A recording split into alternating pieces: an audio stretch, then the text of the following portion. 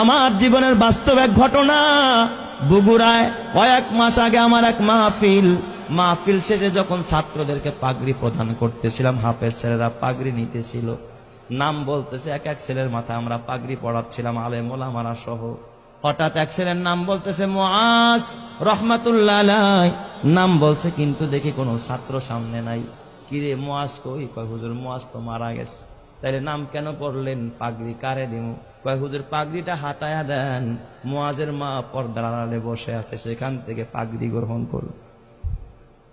প্রত্যেকটা মানুষের দিল নরম হয়ে গেছে। পাগড়িটা হাতায়া একটা ব্যাগে দেওয়া হলো, ছোট্ট একটা বাচ্চা নিয়ে মুআজের মার কাছে পৌঁছায় দিল। বয়ান শেষে আমি যখন খানা খাচ্ছিলাম, মুহতামিম সাহেবকে জিজ্ঞাসা করলাম, মুহতামিম সাহেব, জীবনে এই অভিজ্ঞতা আমার এই ফার্স্ট যে মৃত ছেলেকেও পাগড়ি দেওয়া হয়। এই কথা বলতেই মুহতামিম সাহেব দেখে কাঁদতেছে, বড় হাফেজ সাহেব পাশে বসা, সেও কাঁদতেছে। আমি কই কাঁদেন কেন?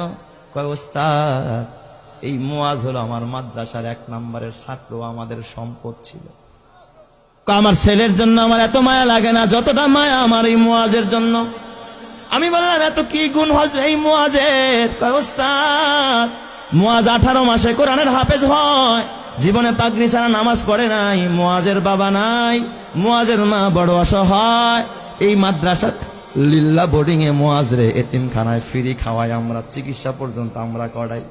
আমি বললাম তাহলে মুআজ কেমনে মারা গেল?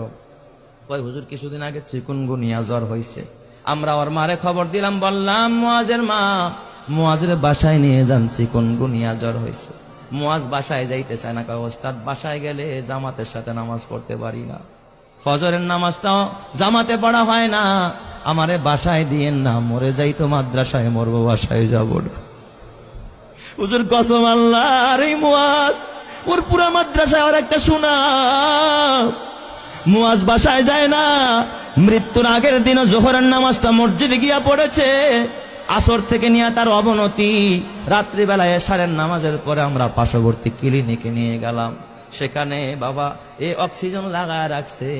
প্রায় গভীর রাত্রে মুআজ ওই রাতে ইন্তেকাল করেছে। হুজুর মুআজ ইন্তেকাল করেছে, আমরা স্তব্ধ হয়ে গেছি। মুআজের দাফনটা আমাদের মাদ্রাসার গেটের পাশে মাদ্রাসার কবরস্থানে আমরা করেছি। হুজুর আমি বললাম তাহলে ঠিক আছে, মুআজ ইন্তেকাল করলো, তাহলে পাগড়ি কেন মুআজের মাকে দিতে হবে? ওস্তাদ আপনি তো জানেন না। এই কথা বললাম, মুহতামিম সাহেব একটা ডেস্কের বয়ের টান দিয়ে একটা চিঠি বের করছে। কয় দেখেন এই যে পত্র পাঠাইছে মুআজের মা। আমি চিঠিটা খুইলা দেখি মুআজের মা লিখছে সংক্ষেপে, ওস্তাদ হাফেজ সাহেব সব ছাত্রকে পাগড়ি দিবেন, কিন্তু আমার কলিজার টুকরা, আমার কলিজা সেরা ধন মুআজরে পাগড়ি থেকে বঞ্চিত কইরেন না, আমার মুআজরে পাগড়িটা দিবেন। এই আবেদনটুকু করেছে। হাফেজ সাহেব মুআজের মারে ফোন দিয়া ব্যাখ্যা চাইলো কেমনে পাগড়ি দিব। মুআজের মা ফোনের মাধ্যমে জানায়, ওস্তাদ এই দুনিয়া আমার মা নাই, বাবা নাই, চাইছিলাম আমার মুআজ আমারে দাফন করবে, আমার সন্তান আমারে জানাজা পড়ে আমারে কবরে রাখবে, কিন্তু আমার মুআজ যে আমার আগে চলে যাবে আমি মা ভাবতে পারি না।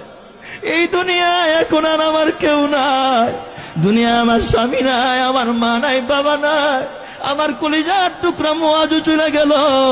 ওস্তাদ ওই পাগড়িটা আমি মা আমার মাথার কাছে দিয়া, মাথার নিচে দিয়া আমি প্রতি রাত্রে ঘুমাবো, আর আমি আমার ওয়ারেসকে বলে যাব, আমার ওয়ারেসেরা আমার মুআজ তো জানাজা পড়তে পারবে না, আমি মা যদি মারা যায় তোরা আমারে বাজারের কাফনের কাপড় দিয়ে আমারে কাফন পড়াবি না।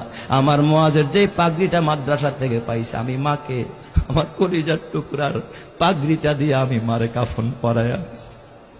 আমি এই পাগড়িটা কাফনের কাপড় হিসাবে ব্যবহার করব, এই জন্য আমি শুধু পাগড়িটা চাই।